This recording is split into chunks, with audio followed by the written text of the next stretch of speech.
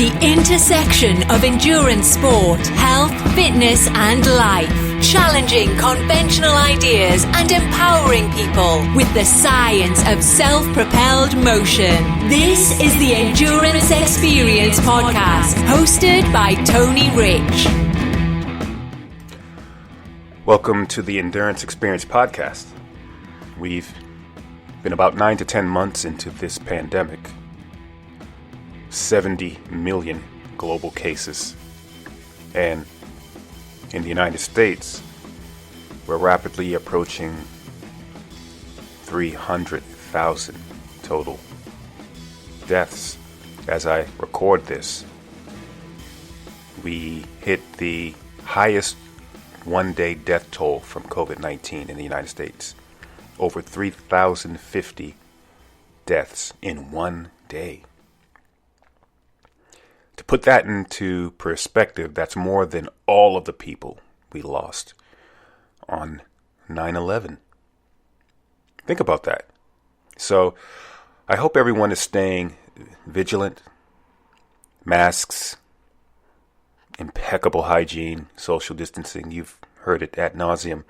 But it's what we have to do, and we have to simply resist the urge to pretend like we're not in a global pandemic and do what we've done before, and get together indoors and meet up, and we're simply going to have to resist that urge. And it looks like we're probably 100 days or so from getting one of the promising vaccine candidates.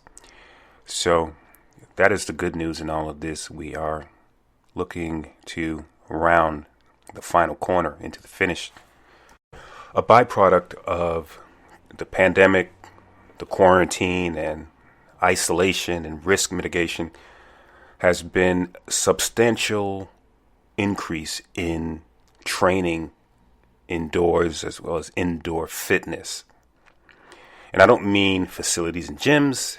They've been absolutely decimated in the last 9 to 10 months. And it's questionable how many of them have survived or will survive the next 4 to 6 months. So it's been training indoors in isolation in one's own homes. And people have started to build out home gyms to mitigate risk and staying within their home bubble. People are buying bikes, indoor trainers, treadmills, and all sorts of new age self-training fitness technology. And by the way, this is something that endurance enthusiasts and coaches have been doing for the last decade or so. So the co-evolution of wearable technology, big data, cloud databases, they've all made indoor training and fitness incredibly time efficient and allows one to get measurable and impactful results. So to everyone else, we say welcome to the party. It's been something that has been part of our toolkit for the last, increasingly over the last 10 to 12 years, I'd say. But it's not just athletes and endurance enthusiasts that are jumping on this trend. It is the average Joe, the average fitness professional. And I predict that this trend is likely going to continue. So I wanted to have a conversation with a subject matter expert in indoor training, technology, and tools and trends. And I knew it had to be Dr. Alan Lim, who I've known about since his early days working with then Cyclists, who is now Saris.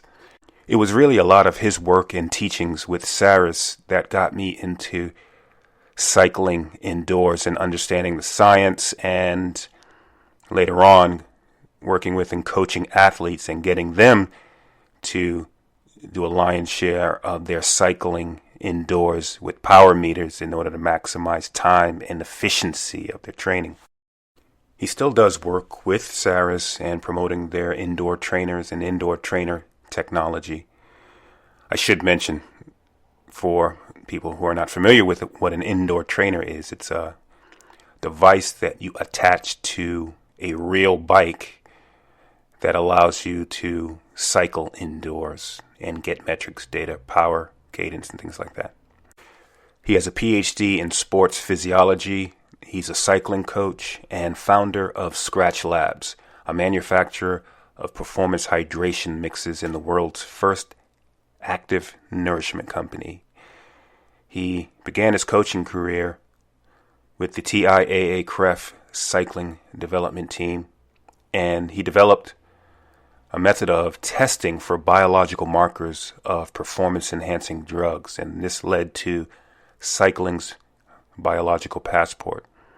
And so he was the director of sports science for Garmin and the RadioShack cycling teams, and he's one of the only American scientists to have worked and cooked for teams at the Tour de France. And he's worked with dozens of top American cyclists to improve their performance and nutrition. So we have a great conversation, and given his cycling and nutrition bona fides, it is cycling and nutrition focused, but I think all athletes, endurance enthusiasts, fitness enthusiasts, or people generally will get something out of this podcast. We talk about the common question as to whether or not training indoors scales one-to-one with training outdoors.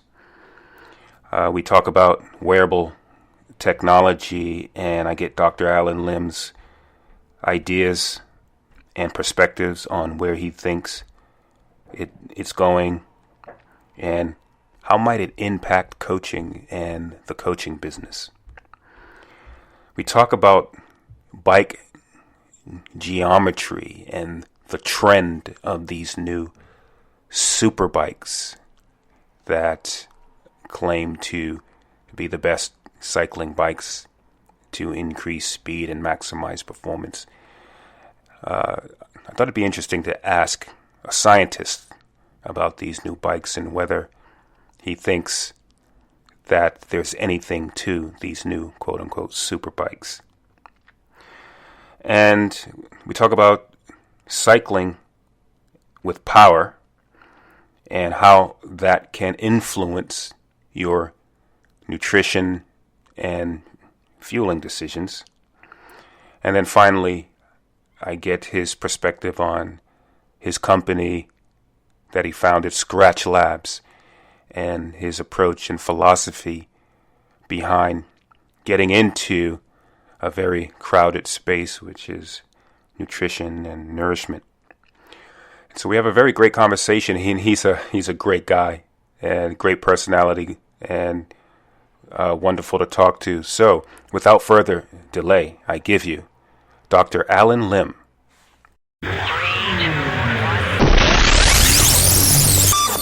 I am on with Dr. Alan Lim. Thanks for coming on to the podcast. Thanks, Tony. Thanks for having me. All right. I think our listener base knows you well.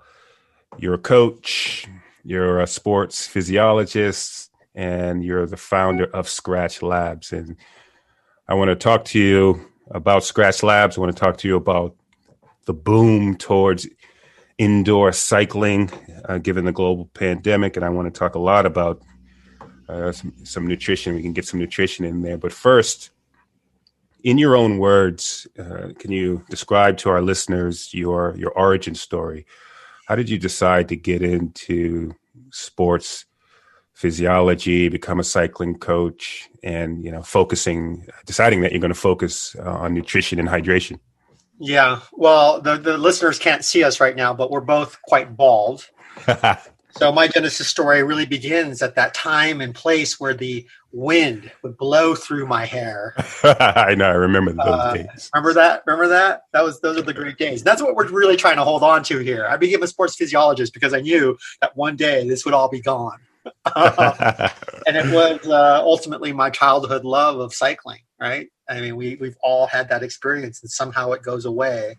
But my connection to cycling, my connection to being physically active, to being outdoors, to having that sense of freedom, which all sounds so cliche, but is so true, led me to want to understand how to perform better. It led me into junior cycling. It led me into all these group rides around Los Angeles. It led me to read everything I could read about sports performance and physiology.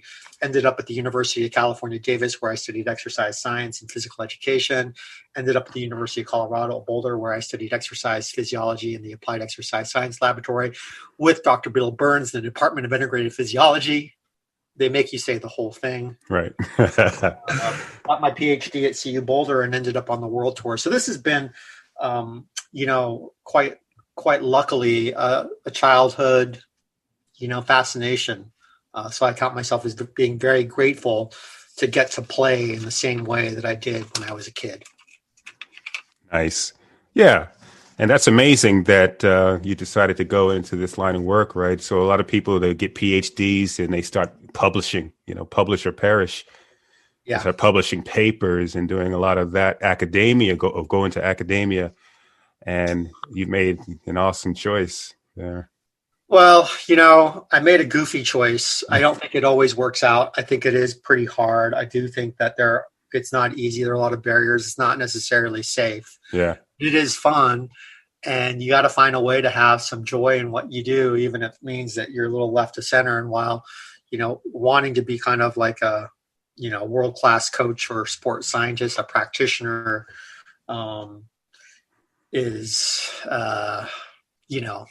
seems great. It's not really encouraged in academia, right? Yeah. You're right in saying that it is kind of build a laboratory, get those NIH grants, do something that is useful for society. And while most physiology is medical, I do believe that sport has a really important place in our society, and that by inspiring these inspirational athletes and helping them to become better, we do something meaningful for the world. That's part of the Olympic movement. It's part of, the idea that a physically active lifestyle really can keep us from having to worry about, all of these clinical ventures that we're on. That's right. Let's talk about it. So the global pandemic has moved people into cycling indoors and cycling in isolation. And who knows, when we come out of this, we may not fully get back to normalcy until, late 2021, maybe into 2022. So maybe the trend will continue. And, this boom towards virtual cycling, indoor cycling, has sort of renewed this question about whether cycling indoors or training indoors is consistent with real world cycling or cycling outdoors. What would you say, given your background in sports physiology and cycling, what would you say to that question? I would say definitively yes. It's here to stay. It's going to continue to grow. It was growing at an incredible rate before the pandemic started. Right. So for, the indoor training market and for platforms like Zwift, the timing was just truly incredible, right? And what the pandemic did was it basically just put the foot on the gas and it accelerated things a lot faster. But the growth was already there. So I don't see things necessarily retracting. I think that there's always a time and place in it, especially since the main demographic that participates in this is a really busy person, right?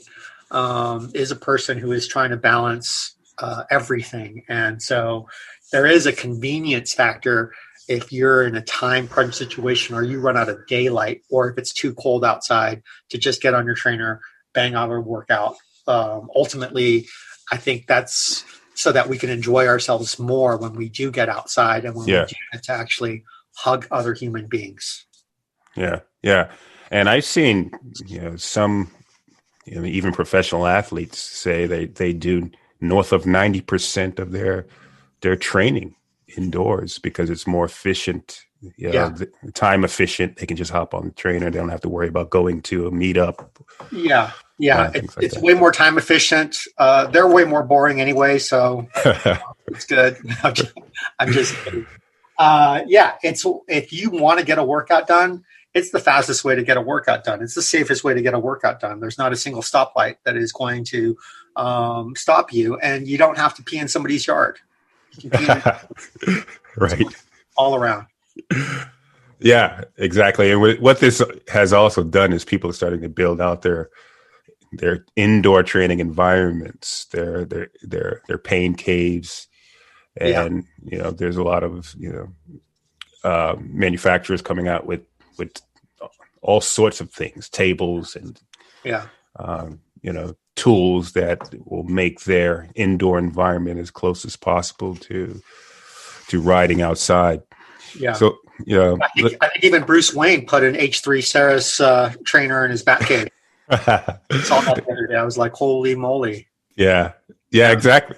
Now you've done some consulting with Saris. They have a product that is sort of like you can get on it and it sort of moves. You move with it. You can shake your booty. It's a lot more comfortable. It feels more natural. Mm-hmm. I don't know if there's scientifically anything to it, but I do know that from an emotional or from a standpoint of comfort and feel, it's a real difference, to the extent that where I was skeptical about their platform. Mm-hmm. I ended up getting one, and then I tried. It just took up so much room in my office that I just used the standard trainer, and then I couldn't. Mm-hmm. That pissed me off. It pissed me off that like once I saw the picture, I could not unsee it. Yeah.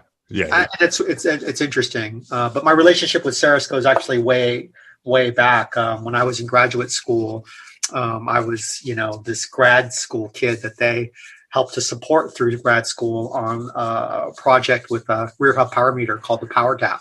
Mm-hmm. Yep. So that was pretty extraordinary. And looking back, wow, like I was just some kid in a lab, right? And Chris Fortune, the owner of Saris, really took a chance on me, which I'm forever grateful for. Yeah, they make some great tools, and a lot of the tools that they have. I think the tool that you described, the one that has sort of had a real world riding feel, that's very interesting. I haven't jumped in on that yet, but I think I probably will. And front and back motion, side to side motion, right? There's always going to be those purists that, like you said, they want to feel the wind through their hair. They want to ride and see the scenery, and they want to smell the fresh air. Yeah. But given the time efficiency and, even during and after this pandemic, who knows how long it's going to take for us to come out of it. But I think you're right that it's only gonna get bigger. You have Peloton has done well, and almost every indoor trainer company was sold out for a long time.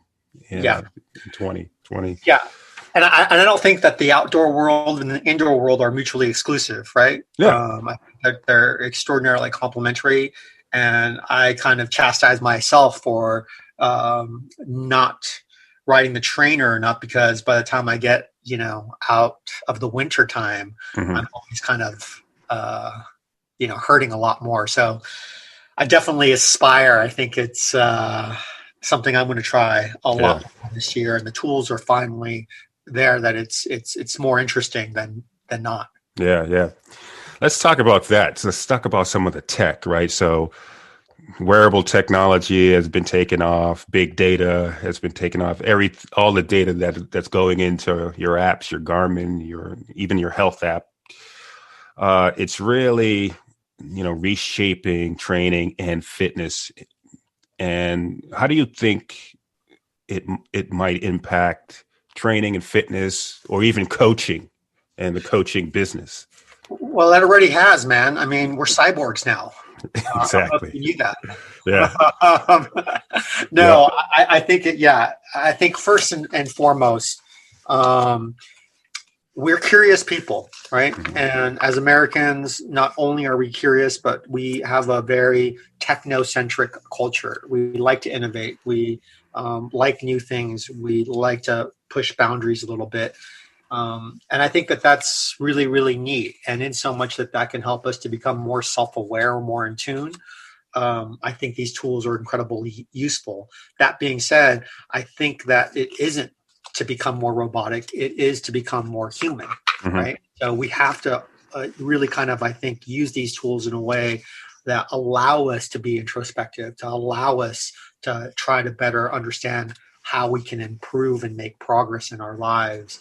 I am both pro-technology and anti-technology. I think the two can live together. And I think that if you have a balance between feel and technology, the two can be extraordinarily complementary to one another. And that's how I like to see these tools used. And that's where I see people improve. They just have a better intuition and they learn faster. Yeah. Yeah, I agree. The marrying of perceived effort. Perceived effort is always something that you really got to tap into versus looking at the data all the time. Yeah. The marrying of the two really right. give the complete picture, and it's incredible. I'm wearing at least 5 wearable technology devices, and the amount of information that is going into these apps, even the health app on iPhone. I remember it was years before I even looked at that. And then I finally looked into that and I said, my goodness, this thing is collecting information on me.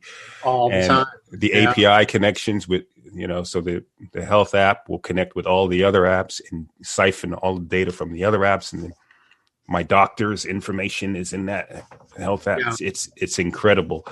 Yeah. So, I think, so you think we're going to continue to be cyborgs?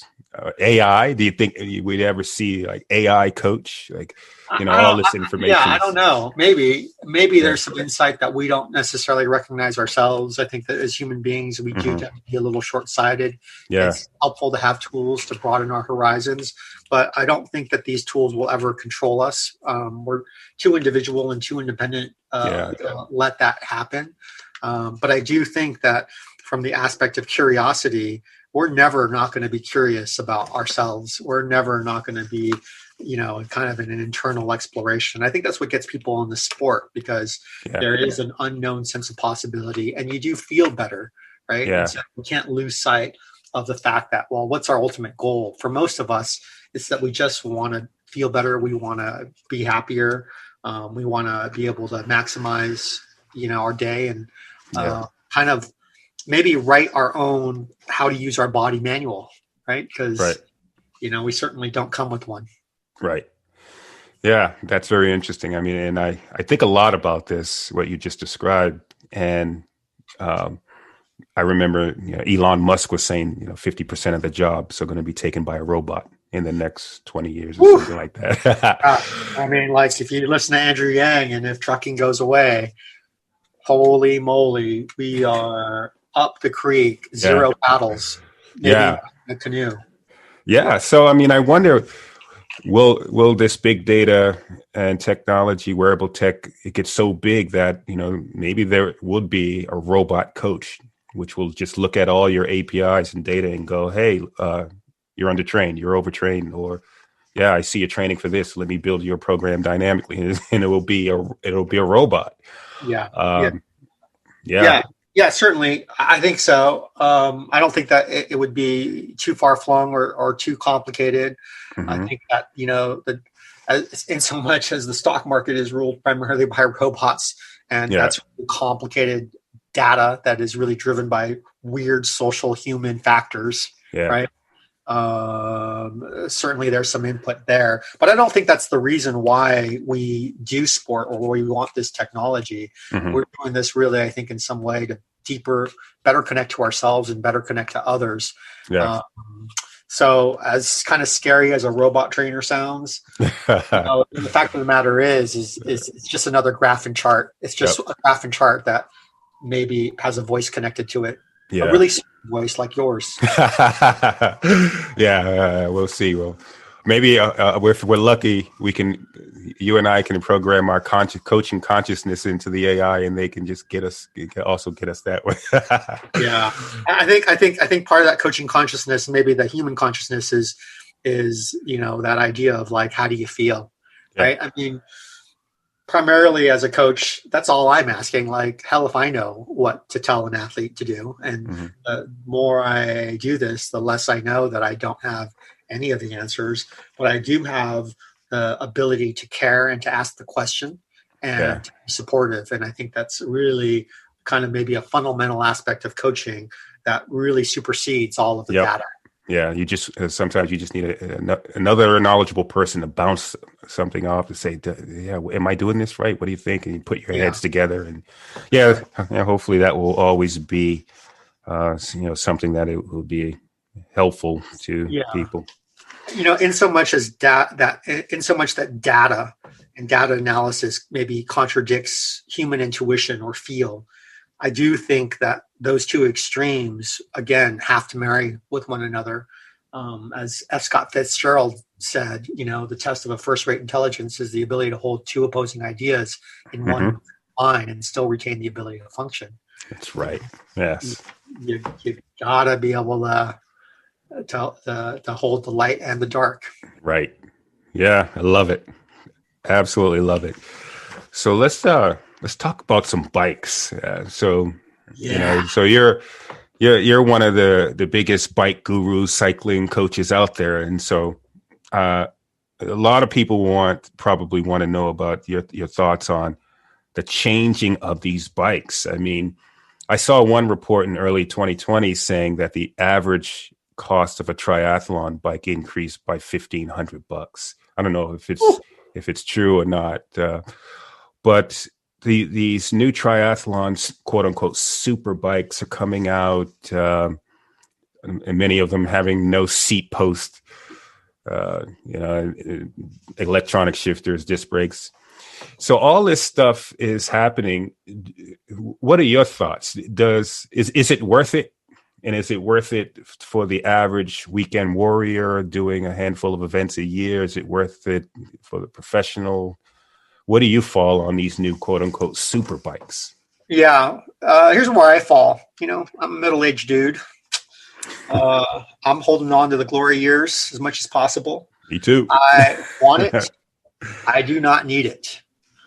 And that's important. I want it. I do not need it. Yeah. Fundamentally, I don't think worth the money at all. The marginal gain that you will get will never change, other factors like getting more sleep or training a little more efficiently, or, managing the stress in your work and your relationships, right? There are there's so much lower hanging fruit in order to go with speed. I do think that the technology trickles down, which is cool. And so there's even less difference today because of how good this tech is between the $10,000 bicycle and the $2,000 bicycle. The $2,000 bicycle today was the best bicycle, 4 years ago. Right. So I think that if we can excuse ourselves from the sense of relative deprivation that marketing creates, we can be better, right? And relative deprivation being the idea that all of your needs are met, but relative to somebody else, you feel deprived because they have the Tesla and you don't. You've got the Nissan, right? And you're just like, oh my gosh, I feel sick now. I feel deprived. And from a psychosomatic standpoint, that's real illness, right? Yeah. And I think that's kind of the illness of our modern society, is that we do practice more want, including myself, than gratitude. Yeah. Yeah, I'm with you 100%. You're like in my mind walking around, because especially the triathletes. You tell triathletes that something will make them faster. Money will burn holes in their pocket. They'll go out and get it. Yeah. And the manufacturers will tell you, oh, this will save you X watts, this will save you X watts, this will save you X watts. You add it all up and you're like, wow, I don't even have to pedal. Look at that. Yeah. It was funny. I was talking to James Swang. He's a bike reviewer for Cycling Tips. And we were talking about the Specialized S-Works line carbon versus their pro line, the 12R versus the 10 or whatever it's called. Yeah. And he said something really profound. He said, look, man, there's going to be no difference in terms of what you feel between these two bicycles. But if you don't get the S-Works, it's going to bother you. Yeah. I was like, crud, man.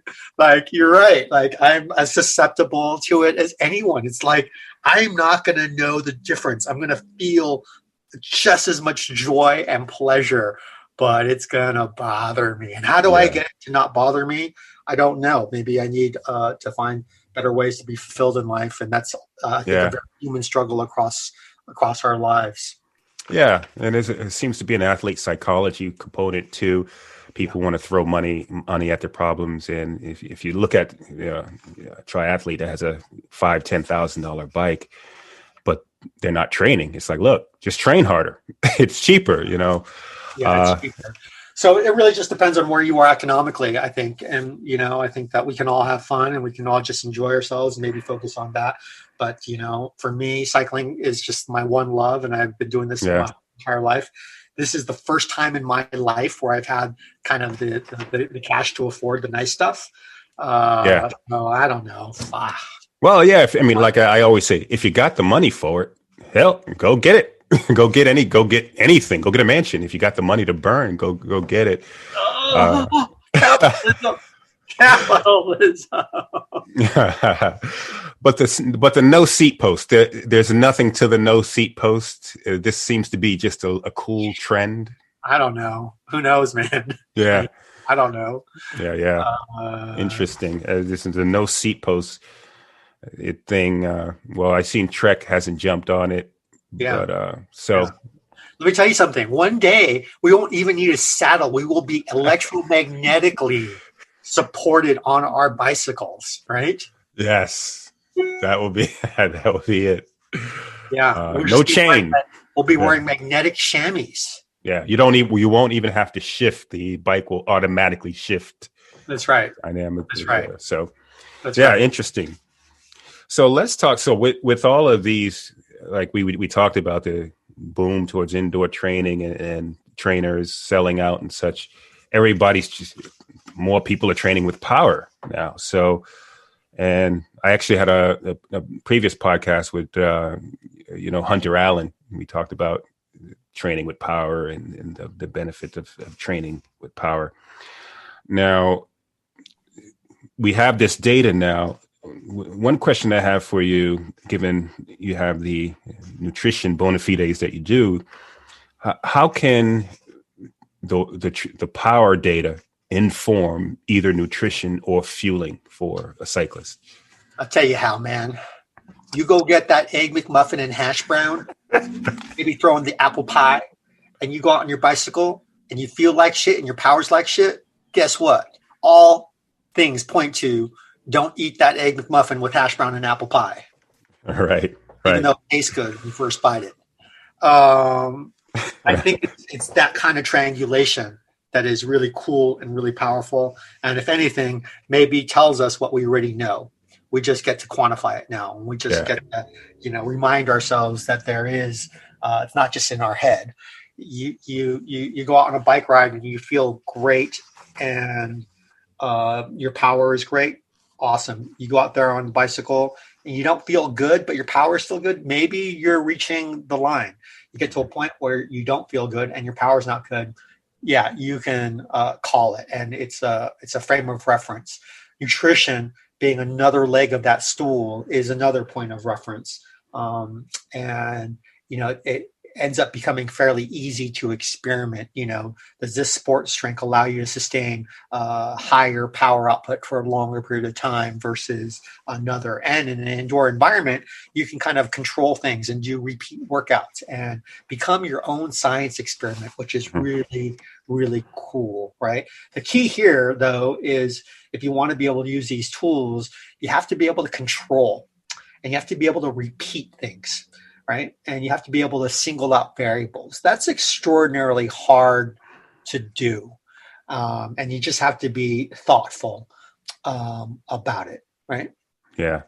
Yeah. These are scientifically, these are scientific grade, pieces of equipment that you used to only find in the top exercise physiology laboratories, right? And now with an indoor trainer and power meter, you have that laboratory inside of your own home.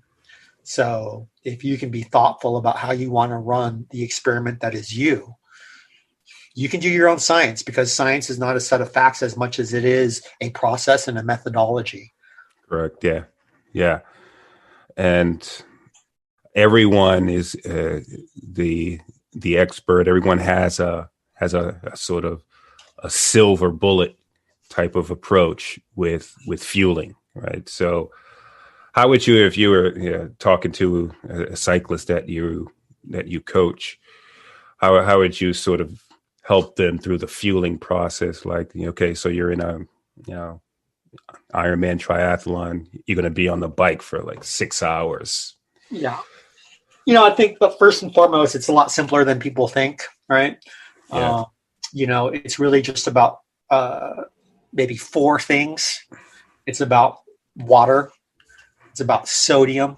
Mm-hmm. It's about carbohydrate, and it's about taste, right? That's it. You got to replace what you lose fundamentally. Yep. We do have stores of water. We do have stores of carbohydrate. We have ample stores of fat. And so there is kind of a burn rate of, well, how far can this rocket take me with the fuel on board before I need to refuel real time? And, if this is a plane in the sky and you've got this other plane coming to refuel you, there is some origami there in terms of math that needs to be done, but it's all pretty simple. I think that most people tend to either be in the camp where they just haven't figured out the logistics, and so they find themselves not having enough resources when they're out there in a big race or a big training day, or they're on the other side where they've over-resourced themselves and they're taking in way more than they need, and they end up getting sick. Yep.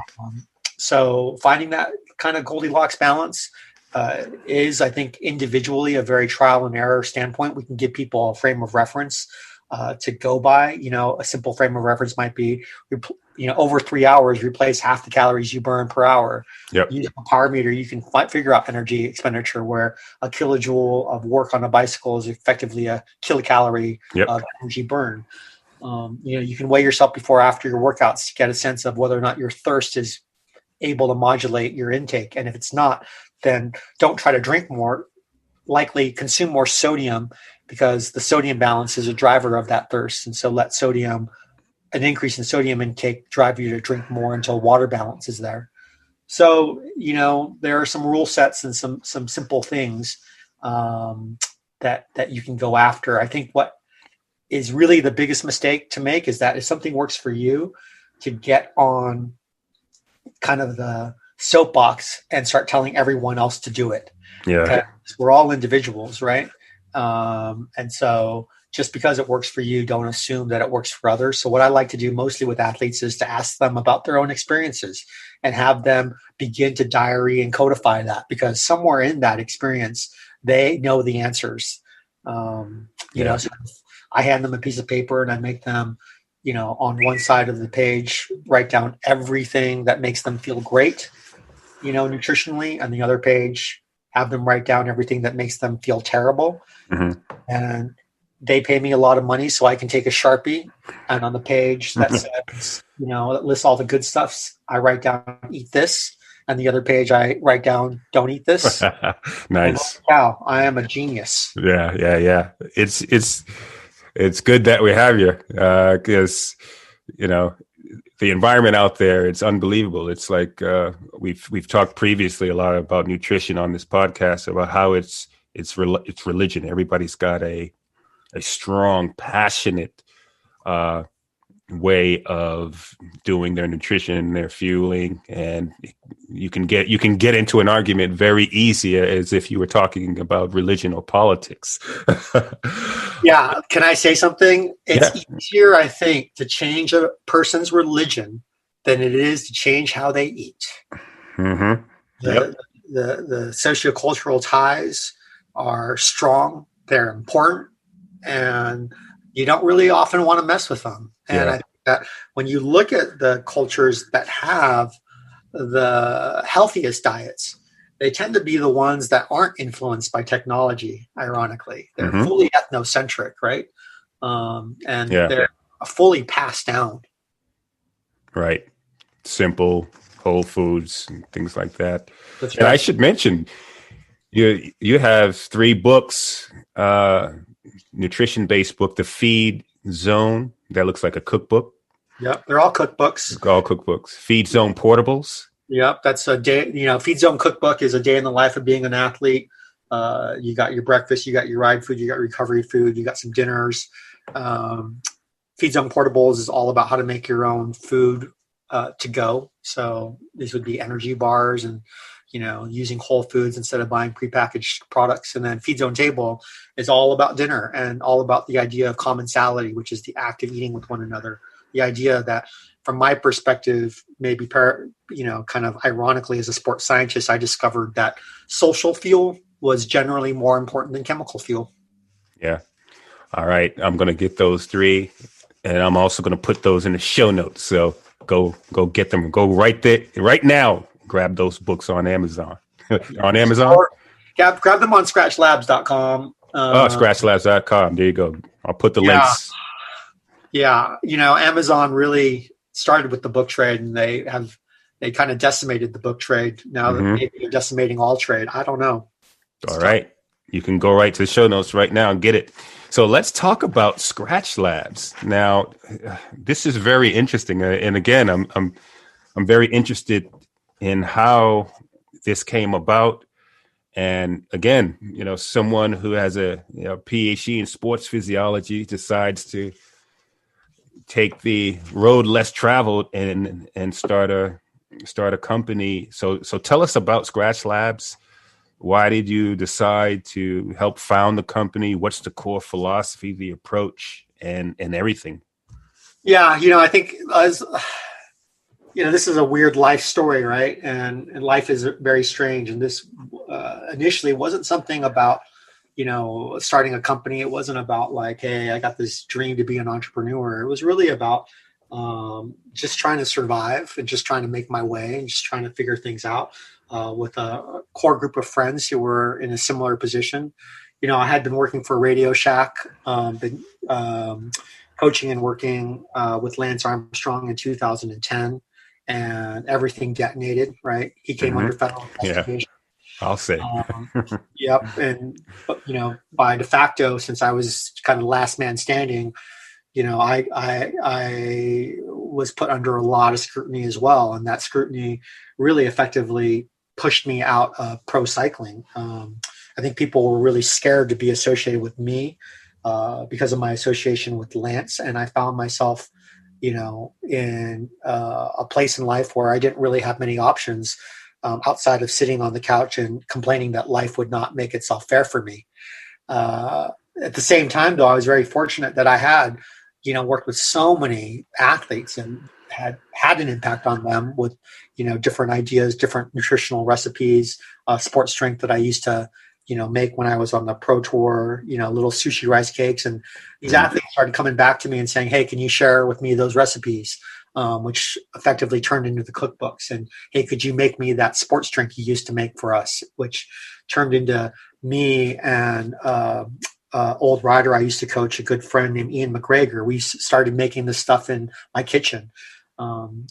Eventually, an old college roommate of mine, Aaron Foster, came along, and, we were just kind of, I don't know, looking for something to do. We started making this stuff in food safe paint buckets and using the paint shaker at the local hardware store to mix this stuff. And we were just supplying our friends. I didn't have anything else to do. And I think in the back of my head, I thought maybe this was a way to reinvent myself and to have a little more say in determining my own life, not letting people's impressions of me or letting people's judgment of me determine that. It was interesting. I think that we never really took it all that seriously until we started getting offers from other companies to buy the intellectual property associated with these drink mixes and recipes. And we got this big offer from a company who told me that they'd make me a multimillionaire overnight.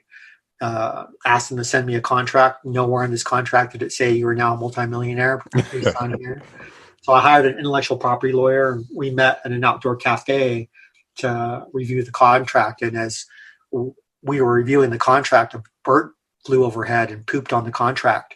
Oh my goodness. So, long story short, Skratch Labs really started because of a magical bird poop that for me was kind of an omen that maybe we could actually figure this out. We could, sell a bag, put the money we made from it in the bank, use that money to make 2 bags and scale the company in that manner. We ended up deciding to call the company Skratch because we were all starting our lives over from scratch. Ian, who was a former pro cyclist, had become injured, was back in school. And so this was for him a big identity shift. For me, it was a massive identity shift. For Aaron, same thing. He had successful art and furnishing business, but, was really interested in starting, work as a actor and as a comedian. And so this was kind of a way for him to figure out that transition.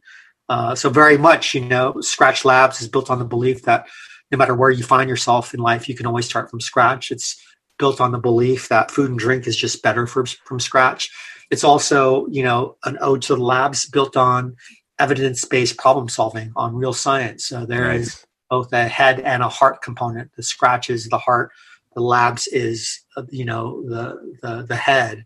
And over the last 8 years that we've been in business, we've been able to build, I think, an incredible team through a lot of our own mistakes as leaders.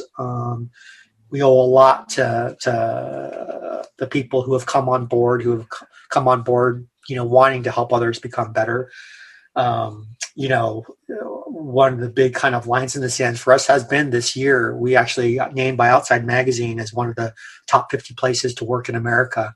And so this has kind of grown beyond just athletics and sports nutrition, and it's grown into a vision of really creating a world-class place to work, a place that puts human dignity first, not just for our customers, but also for our employees. So our culture is very much driven by core set of values that begin with, authenticity, being yourself, being allowed to have that individual freedom. But, that individual freedom has to be balanced by empathy, right? And a deep respect and a sense of responsibility for others, right? You can't be yourself. You can't be fair without it also being fair, right? Yeah. You can't have rights without also having responsibilities. Another deep value of ours is that, we all come from athletics. We understand what it means to perform. We have very, very high performance expectations, accountability, responsibility, doing what you say, having that integrity. But also realizing that you don't have to do this alone, that we can work together, and that we are better when we work together. There's this old adage that, you go fast alone, but you go far together. Right. Yeah. Right. I love it. So that's Skratch in a nutshell. We make products that were ideas and a practice when I was on the world tour.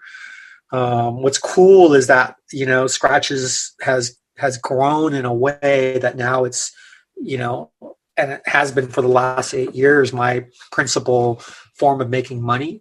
But more importantly, it's now given me the financial security so that I can work in sport unconditionally, right? So I still love coaching. I still do as much as I can. I still run training camps. But now I don't have to ask athletes for money. I can do it in an unconditional way. And that gives me a lot of freedom to decide who I will and won't work with. And that's freaking phenomenal. Yeah. That last part resonates with me so much. Is just when you don't have to take 15 athletes, it's you can focus on where you want to help someone. That's right. And so nutrition and a notoriously competitive environment, but it sounds like you guys have done really well. I saw that you have Gwen Jorgensen pitching some of your products. Yeah, Gwen is awesome. Gwen has been one of these athletes who has made us better, right? And I love these relationships with athletes who we're there not for some sort of tit for tat type of relationship. We're there because we're truly interested in how we can become better. And Gwen was really the motivation behind the super fuel product, the high calorie drink mix, which we designed when she was interested in the marathon, and which now has, much broader application. For us, it's not about competition. It is about product, and it's about athletes, and it's about asking them what their problems are and trying to solve them. And so I think one of the issues with sports nutrition is that it is a very trendy world, but we're not here to be fashionable. We're here to do what works. And I think that if you focus on that, then you worry less about the product competition. You worry more about yourself and whether or not you're holding to a standard that makes you proud. I tend to believe too that ultimately it makes everyone better. And, I believe in the adage that all ships rise. And so if we can, be part of an ecosystem where we're all learning from one another, then that's great. There's plenty of room. I think that the biggest problem with capitalism and business as a whole, and what leads to a lot of the bullshit we see out there, is one simple word, which is greed. Right. Yep. So when companies become greedy, that's when you start to see a lot of the BS. Right. Yep, exactly. Well, you've been very generous with your time, and so for the listeners, how do they find you? How do they find Skratch Labs? What's your social media platform of preference? Follow me, make sure to subscribe. Yep. You can find me at Alan Skratch, ALLEN SKRATCH on Instagram. Send me a DM. It might take me a while to respond, but usually I do. You can also find us at skratchlabs.com, SKRTCHLABS. I've got a great customer experience team. They'll forward emails directed to me. Helps me a lot to keep my inbox because I'm notoriously bad at responding to emails. What else? If you see me in an airport, just go "Kaka," and I'll probably turn around. Or Kaka! Originally from the Philippines, so you can also do the Filipino thing, which is like, I'll probably turn around. All right, guys, you heard it. So go out. I'll put all the links to Dr. Alan Lim's social media platforms in the show notes. So go check them out, and definitely go link to the Skratch Labs and check out some of their products. I definitely know I will be. All right. Thanks again for coming on to the podcast. Yeah. Hey, thank you so much for having me, and all the best out there. Thanks again to Dr. Alan Lim. He is a great conversationalist and a great scientist. I highly recommend you go out to the show notes and check out Skratch Labs. Check out some of Dr. Alan Lim's cookbooks as well. As always, a quick afterword on the podcast, just to offer a couple of reflections before finishing up. First, on the question of indoor training and its benefits, I like Dr. Lim's answer about the time efficiency of indoor training. I've been saying it for a decade or more. Getting measured, time efficient, time boxed outcomes, it's definitely important and a big benefit, especially for those who have families and busy lives. So build out those home gyms. But also, I like his answer when he said, look, it doesn't have to be mutually exclusive. It doesn't have to be either or. You do both. And you decide, given your life and your lifestyle, how much time efficiency you need and such to figure out the balance. But the benefit of indoor training and getting measured outcomes is absolutely undeniable. I probably run more miles on the treadmill than probably 99% of the people on the planet. People know I spent a career doing treadmill marathons. And so the question of, is doing X indoors effectively the same as doing X outdoors, I think that question is sort of an oversold question. It's sort of the wrong way of looking at it. Because when you do something indoors, you're not trying to mimic the environment outdoors, right? So, and people would often say, oh, when you run indoors on a treadmill, you need to put a 1% incline, which is actually something that you don't really need to do. You're not trying to mimic the conditions outdoors, right? When you're swimming in the pool, you don't try to create an artificial current, so you just swim. The purpose when you train indoors should be to train your core fitness. You're not trying to mimic the conditions really of training outdoors, although there are increasingly more technologies that are trying to do that with the device that Dr. Lim and I talked about from Saris, which sort of moves with you while you're on the bike. You have fore-aft movement, you have side-to-side movement, but in the end, the goal is not to mimic outdoor conditions. It's really to train your core fitness. One of the things that I thought was important that you can take away from this conversation is that Dr. Lim, as a scientist, understands the importance of not only getting the data and looking at the data, but also marrying qualitative aspects of your fitness. How do you feel? Are you getting enough sleep? Things like that, and marrying it with the data. We have more data than ever before right now. Apps, when you look at Garmin and all the data that's inside the Garmin and all the data that's inside your health app, and you're trying to draw conclusions, it can be overwhelming. But sometimes you just need to ask yourself, how do I feel? You're working with your coach. Your coach is hopefully asking you, how do you feel? How did you feel during this training cycle? And pulling it all together, and that is certainly important. The other conversation point that I thought was interesting was Dr. Lim's perspective on all these new quote-unquote super bikes and the never-ending chase to get the hottest bike frame, the hottest wheels, the hottest new thing.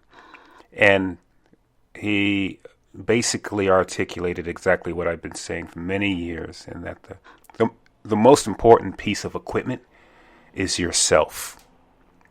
So if you're a cyclist or a triathlete and you've decided to put a bike that costs more than a motorcycle on a credit card, and some of these bikes do cost more than motorcycles, think about that. If you've done that in order to chase performance or maybe throw money at your problems, you have to sort of take a step back and say, what am I doing? The most important piece of equipment is yourself, your body. Focus on your training, right? Train harder. It's cheaper than just chasing something that you think that's going to slightly increase your performance. Chances are you've been essentially just duped by fancy marketing manufacturers that specialize in making you think that whatever it is that you are going to buy is going to make you faster. But like Dr. Lim said, you're not going to notice any difference at all in some of these pitches for new and upgraded or lighter, slightly lighter components.